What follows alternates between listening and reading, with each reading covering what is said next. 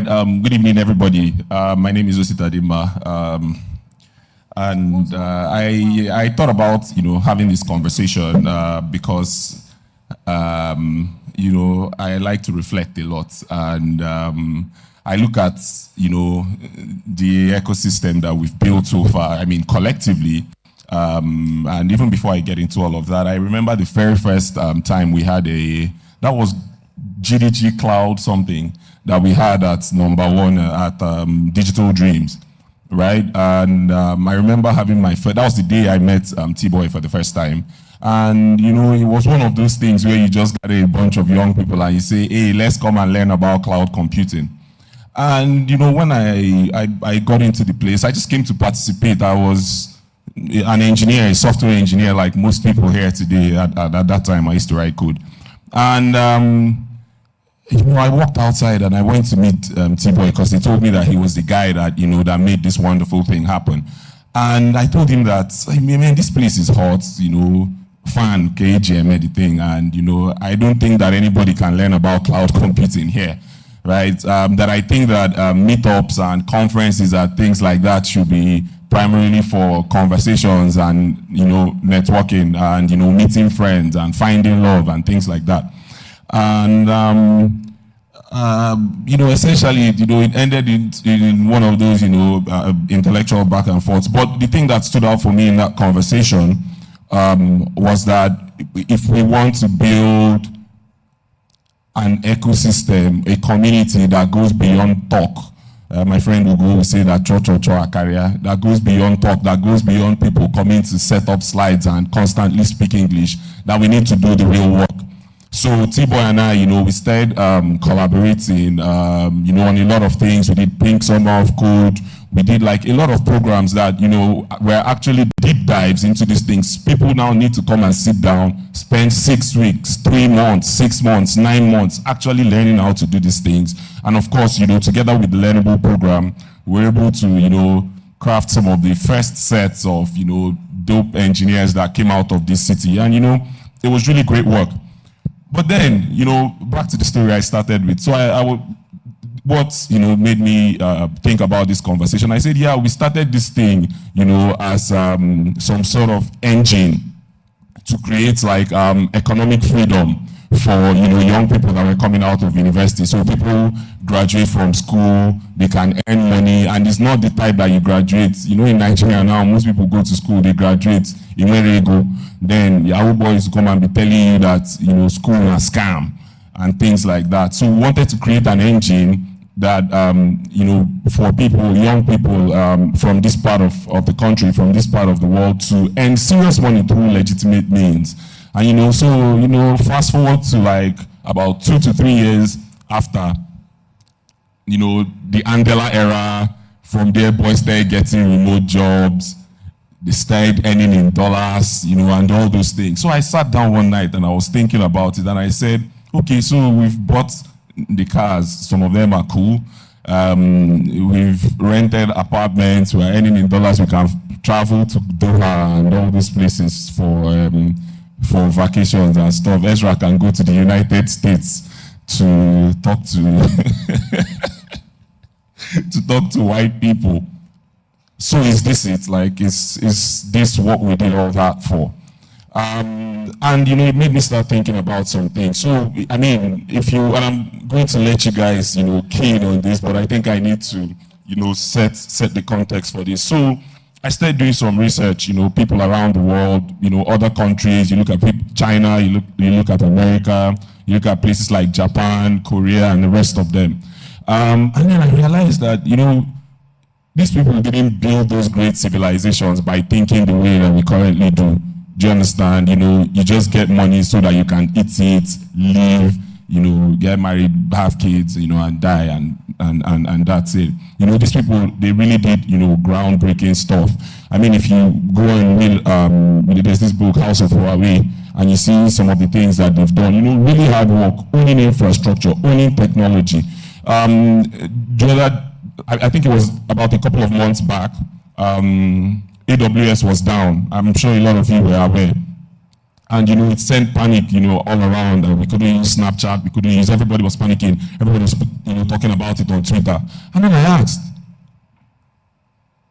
what Nigerian products or what have we built collectively as Nigerians or tech people in Nigeria that if it shuts down today, the world will panic? Should we be comfortable being that irrelevant? Should all these things that we've done 200 to 300 years from now, should we be forgotten like that? Should we be just lost in the pages of history? And that is why we need to have these conversations, because I think that we need to move beyond where we are now, and we need to start doing tough work. We need to start building things that matter. We need to go beyond this fintech disease that is plaguing us and bedeviling us right now. So before I run off and just continue talking, I think I'm going to let some of the other guys weigh in. So Tboi, I mean, the day we were shooting our video for this Deaf Fest thing, we had this conversation, and what do you think? Do you think we're building the right way? What do you think we're doing? Or are we all just doing nonsense? Hello. Funny, the last time I was on a Deaf Fest thing like this was in 2018. And in 2018, we had a Deaf Fest. It was an IMT. And I just told Osita when I walked into this room about, these people now, they're trying. They have this big screen and all. And there's AC. In 2018, when we had Deaf Fest, it was by the grace of God and Mr. Frank that we could even secure IMT. And, years down the line, we come and we see this level of success. But as a father of two, and I'm married for some time now, I used to think, if I die, what else? I don't know if any of you remember when I used to do something called Good Friday. If you remember when I used to do Good Friday, let me see your hands up. I used to do something called Good Friday, remember? Is it the beer drinking one? No, not the beer drinking. The actual design. I used to design something every Friday called Good Friday. The fun fact, wherever I was before 12 o'clock in the night, I must do a wallpaper design. No matter how tired, no matter how drunk, no matter where I was, Lagos, Enugu, whatever, anywhere, village or even outside Nigeria, I had to make sure before 12 o'clock, I must post a design. And you know why that started? The reason is, I told myself, some people don't know, but I actually design professionally and stuff. But I said, if somebody asks you, what do you do? What would you tell the person? That at my old age, I used to carry a laptop and claim I'm a designer, that I can use Figma, I can use Photoshop. Now, mind you, I didn't write Photoshop. I didn't contribute one line of code to Photoshop. I didn't even contribute one line of code to Figma. Then I go around bragging with my friends So I go around bragging with my friend how I'm a Figma expert. And I was asking, what more can I do? No matter how mundane it is, what more? Osta, when we were talking earlier today, the question has been, what more can we do? Each time in Nigeria, thank God, I'm so happy that Osta is now a storyteller like myself. He makes content about history.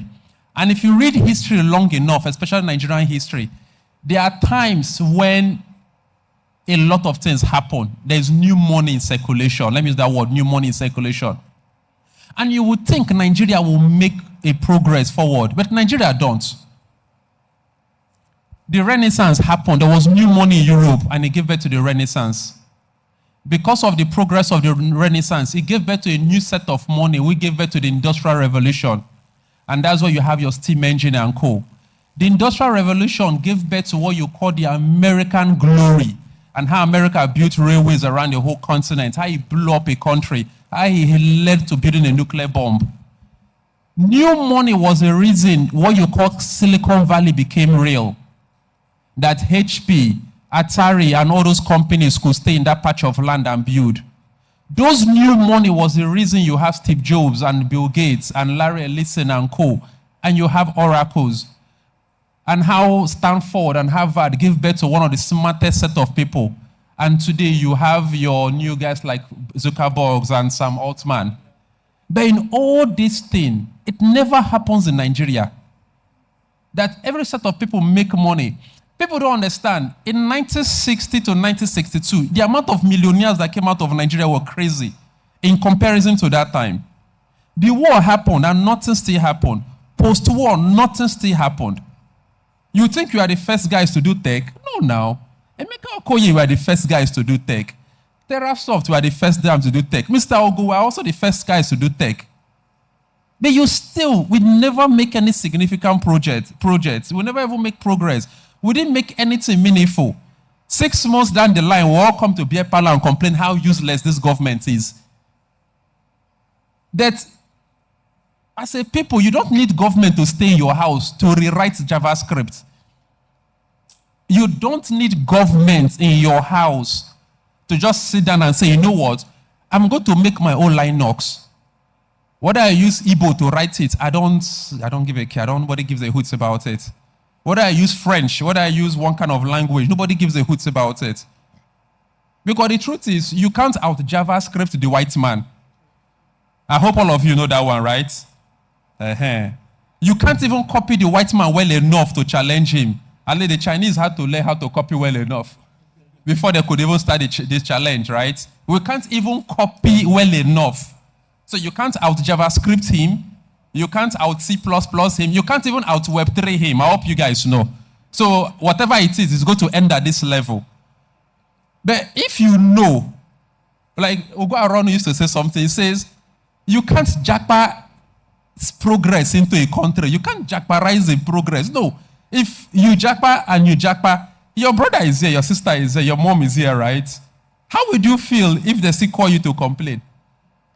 It still does not make sense, right? No, you can't. So the thing, at this point, that this is the 10th year anniversary of Dev Fest in this Enugu now. The question is, 10 years from now, what are we going to be discussing about?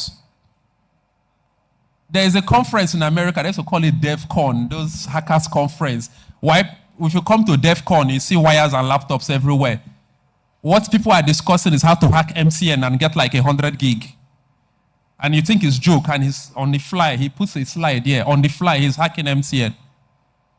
Like, what should be our own discussion 10 years from now? I don't know where I will be. I don't know where Godson is going to be. Wherever it's going to be here, 10 years from now, what should be the discussion? Are we going to see BI Google Dev Fest? Because at least I know what we did was Pink Summer of Code, we did Learnable, then we did Code Jam, all in the bid of doing something indigenous. Right? So in the next 10 years, what are we now going to own? What will be our own? No, it doesn't have to be big. It doesn't have to make you a millionaire. It doesn't have to be flashy. But what is going to be our own? We may not answer it today, but let's just go home and think about it, no matter how small. Thanks.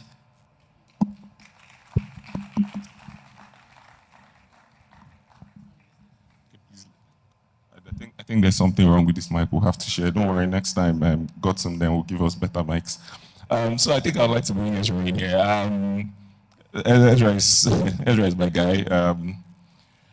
So let's even talk about, I think I'd like to bring you in here, and I'd really like you to talk about, I know we've had certain conversations about your time in the US and, you know, some of the things you saw.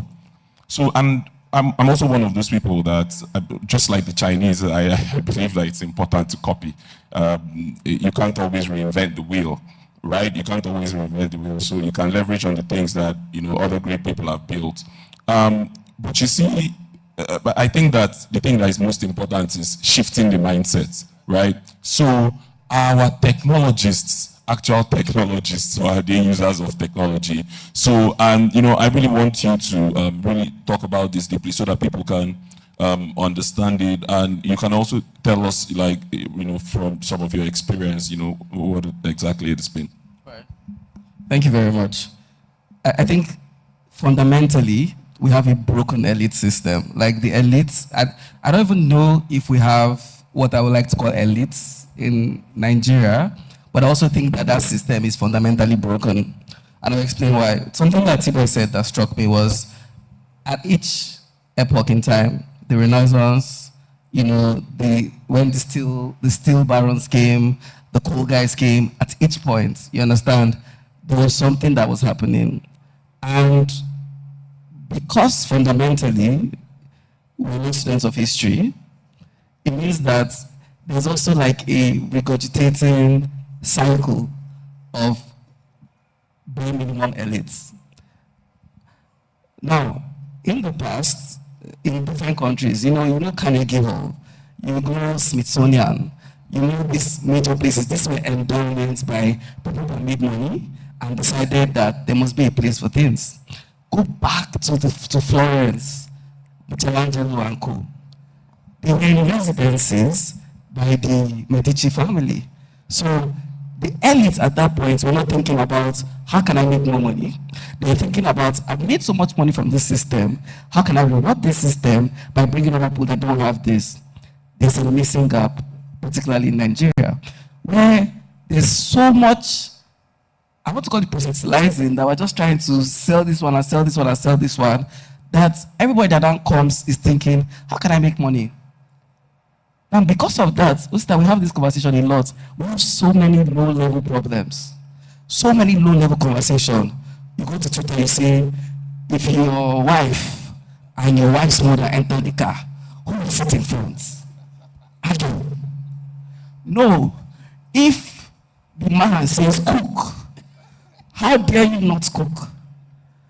Low-level conversations. And that's because everybody's always thinking about how can I profit of the system when I make these things.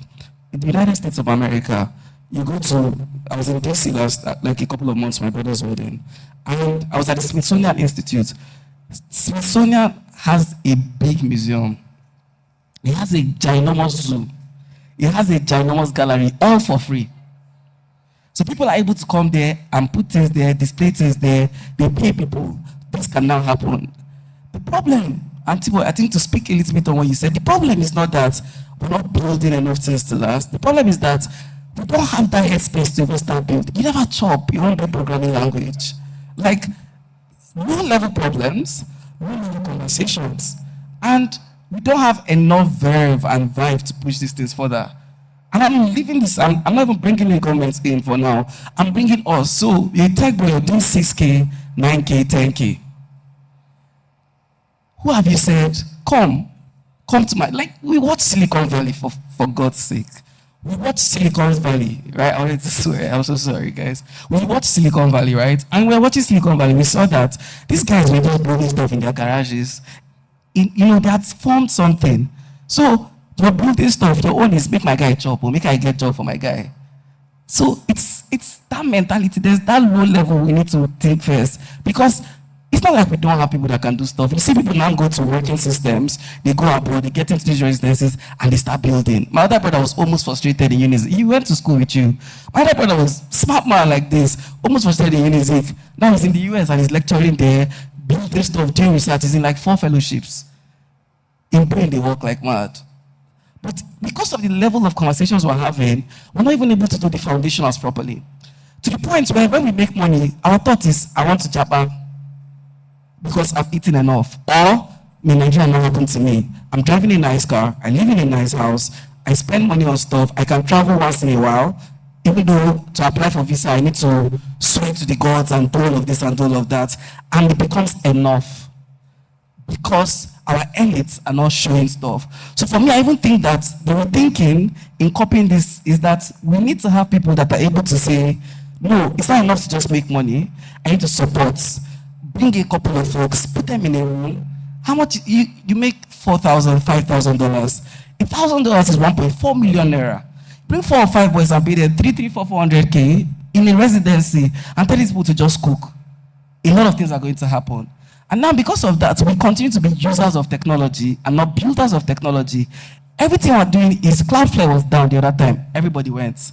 Everything we're doing is just scaffolding on top things that we have and we're not able to build properly. But Ositadimma, I don't think that the problem is with the builders. I think the problem is with the system. And like I said, let's not talk about the government yet. Let's talk about the people that are in positions to ensure that they give back to the system. So we make money off Nigeria. We profited off Nigeria. The buck does not stop there. The buck continues where you're able to get younger folks. in some sort of residency, innovation doesn't happen in isolation. It happens in a place where you're able to form critical mass. So if I don't find a smart person, another smart person, another smart person, put them in a room, tell them don't worry about food, which is why I appreciate what Tapu does in Learnable. When if you're coming to Learnable, they'll pay you stipends to learn. They're paying you to learn. So they don't have to worry about, oh, make I go, where I enter bus. You can focus on the learning. So if we're able to, first of all, because the conversation with the young people that we're having is still level 1. Let's assume some sort of Maslow's pyramid for innovation. There's the layer where there are enablers that are able to people to now build on top until it becomes sexy to build stuff and not like a pathway towards penury. You can't do anything. All right, I mean, trust Ezra to have the best stakes. Great societies are built by elite consensus. You know, we've always known these things. Don't look at all the great civilizations. It's the elite that, you know, say, okay, we've made money. Let's forge some sort of path for this place that we've made money from. And it's something that is very important. I mean, I think we're almost running out of time. If you... Oh, okay. Yeah, so, Historia, I want you to also come and show us history here. Because, Tboi, I think you said this the other time. If we don't learn from history, we don't make the same mistakes. I think I want you to also set context for us from historical perspective, because this is a conversation and I want you to weigh in as well. From historical perspective and historical context, what lessons are we ignoring? Do you understand? What lessons should we have learned from? And we don't even need to bring the diasporans and the US and all of that stuff. But for me, historical context, what things are we repeating? What cycle is happening? Because I feel Buhari's cycle was one cycle, Buhari the second, another cycle. So is there Buhari the third coming up? Because for us to predict what is going to happen, we need to understand the past. So talk a little bit for me about context from a historical perspective into why we're building, I put that in quotes, why we're not doing it properly. Okay, I mean, I think for me, from a historical perspective, I would say there's this thing that happens to us. I don't even think that we know history in the first place. I don't think that we know history. If you look at it, we've had a lot of opportunities as a country to do really great stuff. If you look, there was one mature adult senior man, Yakubu Gowon. I'm sure you guys know him. Elder statesman extraordinaire and terrible president at one time. Don't tell him I said it. This guy went to brag to the rest of the world that Nigeria has more money than he knows what to do with. Meanwhile, lights all day for my village. Our railway system was not cut across the country. It was the colonial railway system that was mainly extractive. We did not have a stable power grid. We don't have proper rail lines.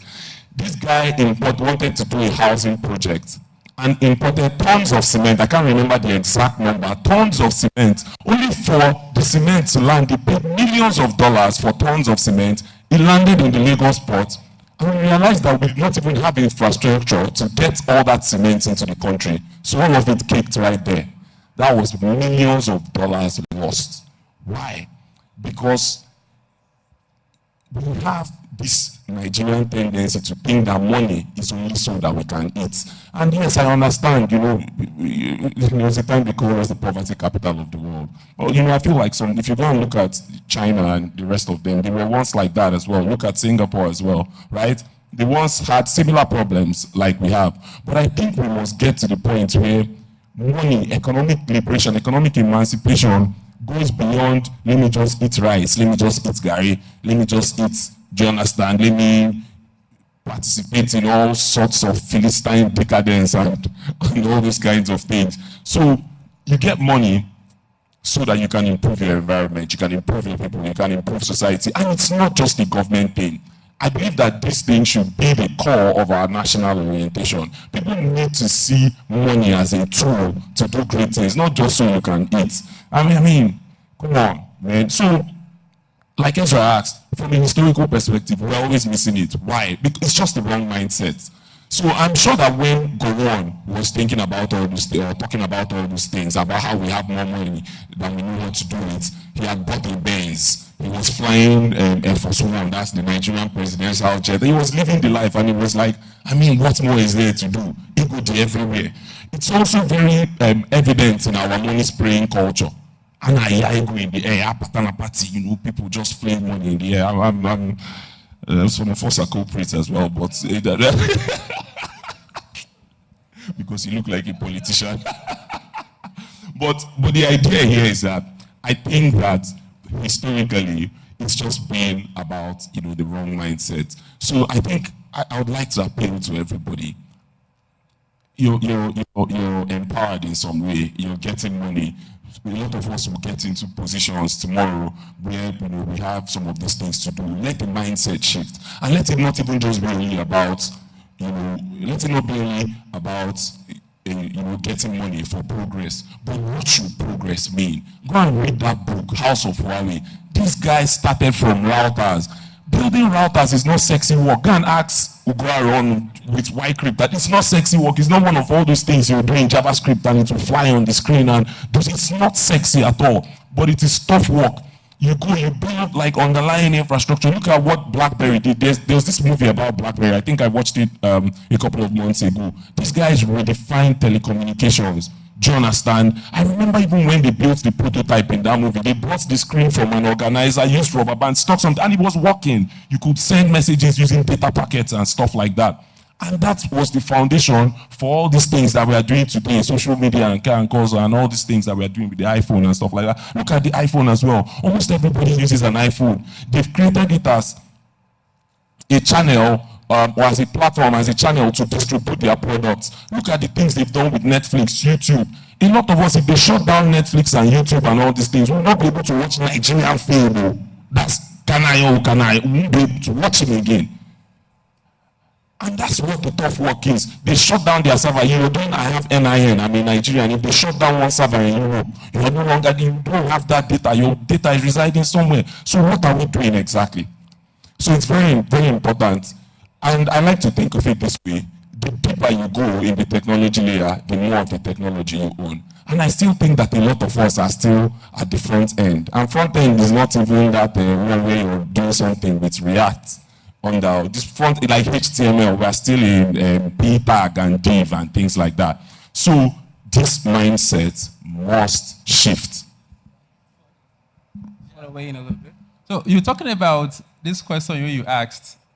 And let me tell you the biggest mistake we made as a people. And, you know, ask a question at the end. So when Jumbo and his friends came and they landed in Onitsha, landed in Port Harcourt, and they came in with a horse all the way from the north, nobody thought Jumbo was going to take over the whole place. When they came and they set up one small space, you know, somebody told me the Igbo word for church, we used to call church Uka. Now, do you know what is Uka? Is old Igbo for people that talk, for discussion. It's actually old Igbo for discussion. But when these people came, they set up and they started talking. Nobody took them serious. 10 years down the line, they recruited everybody's children. Took them to one grammar school somewhere in Onitsha.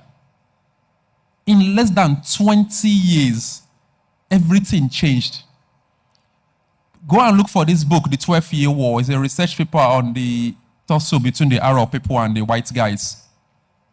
In less than in short, in 2025, somebody cannot comprehend marrying 2 wives. As crazy and as mundane as that. It just doesn't make sense. You know why? This was work done. This whole work, I'm telling you, between Livingston and John Jumbo and one fancy guy, it just 20 years they took over a whole place. And today all of us bear English names. But let me tell you something. There's something last year I did at Afrochives with my friend, and it was about plants, about herbs and co. I tested every herb. I didn't take it to Ezra, no. I tested it on myself first. And today, if I tell you any herb that will do this or do that, I tested it first. My friend runs a software lab, and how they are using plants to talk to computers now. It's part of the things we are working on. The mistake people made before was they thought this white man was here and we are here, and you didn't anticipate him. And don't make that mistake again. The world is changing. Nationalism is on the rise. One day, embassies will shut down. We're not going anywhere. And I want to end with this question. If a group of people get to Ugbulafo and block the road, and some other group of people get to Onitsha and block the road, and some people get to the Port Harcourt port and block the road, what are you going to do? I hope you know at that time, whether you are 12, whether you are 50, whether you work with Microsoft, I hope you know it doesn't make sense anymore. Please, the world is, I'm so happy now because I'm actually at the point where the world is actually changing, right? The last time this thing had was at the beginning of the 19th century. I am happy because the world is changing and I'm witnessing it in my time. Nationalism is on the rise. Software will be weaponized. Nations as you know it will change. Please read Network States. Please, what this guy, Noah's book, read Noah's book also. Things are about to change in it. Yeah. No, these are nation states. Then read 21 lessons for the 21st century. The world is changing. But the most important thing is, at the end, what are you going to do about this thing? Thank you. Yeah, so final words. We're out of time, so we'll just spend 1 minute each. I think the final thing I want to say is, it's not too late, okay? A lot of the work we're doing is cool, it's beautiful, it's sexy, but we need to go back to foundationals. We need to start reading. You know, they say, if you want to hide something from a black man, put it in a book. And because of the proliferation of screens, it's even worse now. Do you understand? So, read. That's the thing I want to say. That's the thing, because if you don't read, you're bound to make the same mistakes. Thank you so much.